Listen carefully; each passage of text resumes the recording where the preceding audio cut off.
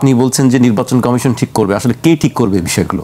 না, বিষয় হলো যে এটা তো আমাদেরও দায়িত্ব আছে, রাজনৈতিক দলগুলোর জন্য দায়িত্ব আছে, কিন্তু চোরে শোনে না ধর্মের কাহিনী। তো যারা এটা নিয়ম ব্যত্যয় ঘটাইতে চায় তারা তো কখনো এটা নিয়মের মধ্যে থাক এটা তারা কখনো চাইবে না। তো তাকে শাসনটা কে করবে? সেটাকে আমরা করব?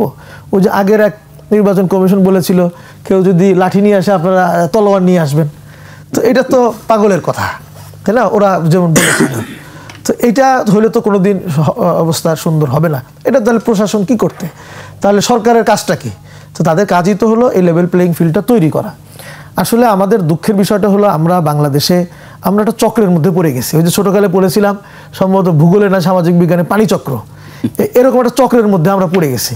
আপনি দেখেন আমাদের এই যে এত চাঁদাবাজির বিরুদ্ধে এত বক্তব্য কথাবার্তা হলো, আপনি বলেন তো একটা এলাকায় কি চাঁদাবাজি বন্ধ হয়েছে? কোথাও চাঁদাবাজি বন্ধ হয় নাই। হ্যাঁ, কিছু পাথর মারার ঘটনা এগুলি যখন প্রকাশ বেশি হয়েছে, এখন এগুলি হয়তো প্রকাশ হচ্ছে না, কিন্তু চাঁদাবাজ অ্যাজ ইট ইজ আগে যা ছিল তা আছে, বরং আগে দিত 5 টাকা, এখন দিতে হয় 10 টাকা সব জায়গায়। আপনি দেখেন এই চক্রটা কিভাবে পড়লাম আমরা। আমিও তো ঢাকা একটা এলাকায় বসবাস করি, আমি ওই এলাকার কথা বললে ওই এলাকার মানুষ যারা চাঁদাবাজি করে তারা হয়তো আরও বেশি ক্ষিপ্ত হবে। আমি টোটাল ঢাকার কথাই বলি। ধরেন একটা বাজার, সেই বাজারে আপনি দেখবেন যে সেখানে ভ্যান নিয়ে বসেছে, রাস্তার মধ্যে অনেক ছোট ছোট দোকান। এই যে দোকানদাররা, আমি গতকালকে ওখান দিয়ে আসতেছি একটা এলাকায়, তো আসার সময় দেখতেছি ভ্যানগুলি খুব দৌড়াদৌড়ি। কিরে ভাই, ভ্যানগুলি তাড়াতাড়ি গুছিয়ে দৌড়ায় আর যাচ্ছে কেন? বলে ভাই একটু সমস্যা হয়েছে। কি বলে? আগে যারা চাঁদা নিত, এখন আর এক গ্রুপ আসছে, ওদেরকে চাঁদা দিতে পারবি না। ওই একই দলের কিন্তু ফ্যাসিস্ট চলে গেছে, তারা বাদ।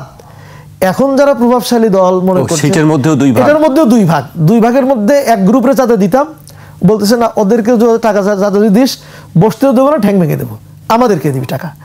তাহলে এই যে টাকা দিচ্ছে তাহলে কি দিতে হবে? বলে আগে দিতি 5 টাকা ফ্যাসিস্টটা বলে, এরপরে দেওয়ার সুযোগ করেছে আমাদের ওই গ্রুপে 7 টাকা, এখন আমাদের 8 টাকা দিতে হবে।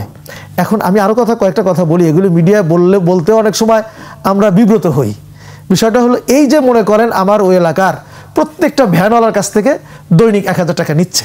আপনি দেখেন এই 1000 টাকার কি ভাগটা হচ্ছে। 1000 টাকার মধ্যে ওই যে চাঁদাবাজ ভ্যান থেকে 1000 টাকা, কথার কথা 1000 হোক 500 নিশ্চয়ই না, ধরেন 500 টাকা। কি হলো? রাস্তার মধ্যে জ্যাম তৈরি হয়ে গেল, গাড়ি চলাচল করতে লাইন ধরে ভ্যানগুলি আছে, এখান থেকে 10 টাকা চাঁদা উঠতেছে, 10 টাকার মধ্যে 5 টাকা চলে যাচ্ছে আমাদের যারা আইন শৃঙ্খলা রক্ষা করেন, মাশাআল্লাহ। কোনো জায়গায় আমি সবাইকে দোষ দিচ্ছি না, অনেকের পকেটে চলে যাচ্ছে।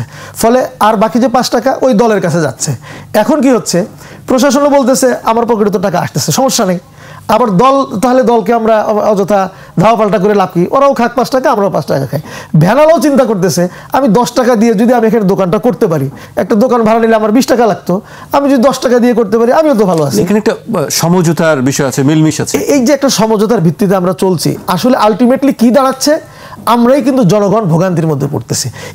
এই যে আপনার 10 টাকার চাঁদার চক্র, এইটা আপনি কিভাবে বন্ধ করবেন? যদি প্রশাসন যতক্ষণ না বলবে না আমি কোনো চাঁদাবাজি করতে দেব না, তাছাড়া কিন্তু এটা সম্ভব। রাষ্ট্রপতিকে বলতে হবে, প্রধানমন্ত্রীকে বলতে হবে, প্রধান উপদেষ্টাকে বলতে হবে যে আমি এটা নিজেও নেব না, করতেও দেব না, তখনই কেবল এটা বন্ধ হবে।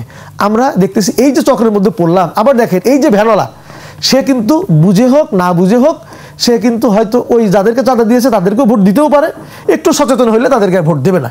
সেও মনে করে যে ভোটের আগে যখন গিয়ে বলে আমার কিন্তু ভোট দিস, তা নাহলে কিন্তু তুই দোকান বসতে পারবি না। তাহলে কি দাঁড়াইলো? চাঁদাও নিল, ভোটও দিল তাকে।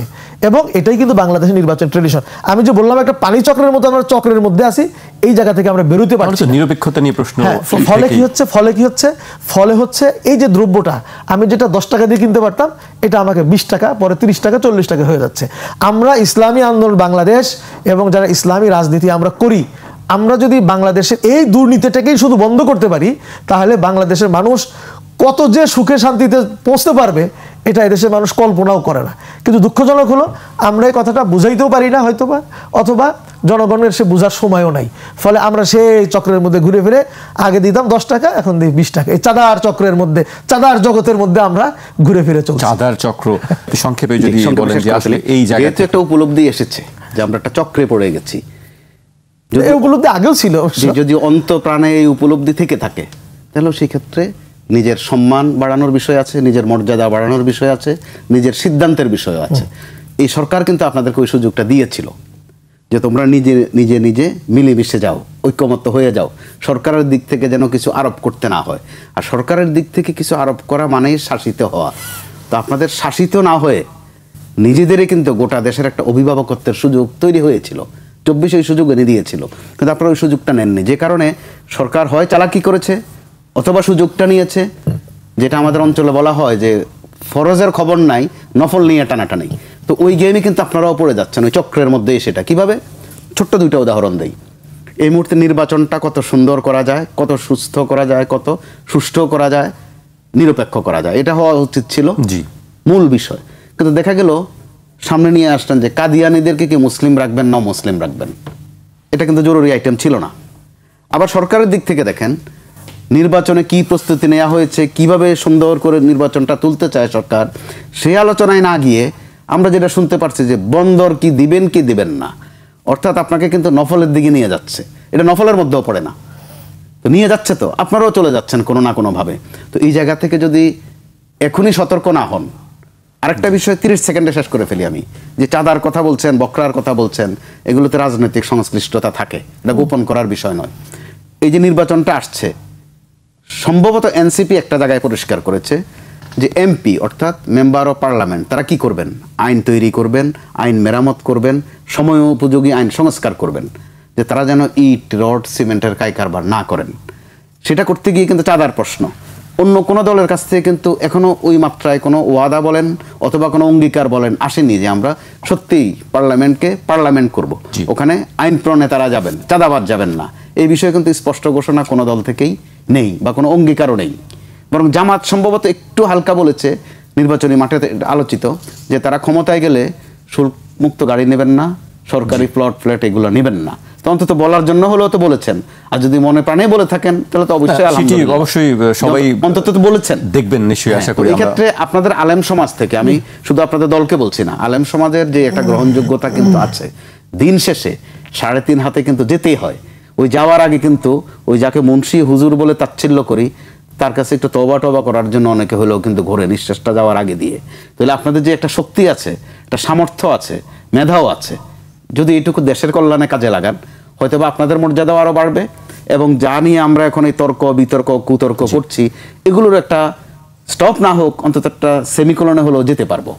জি, আজকে আমাকে এখানে শেষ করতে চাই। আমি কি অল্প একটু যুক্ত করি খুব সংক্ষেপে, তাহলে যে উপলব্ধি ভাই যেটা বললেন মোস্তফা কামাল ভাই, খুবই দামি কথা, যে উপলব্ধিটা হওয়া দরকার। উপলব্ধি তো শুধু আমার মধ্যে আসলে হবে না, সবার মধ্যে লাগবে।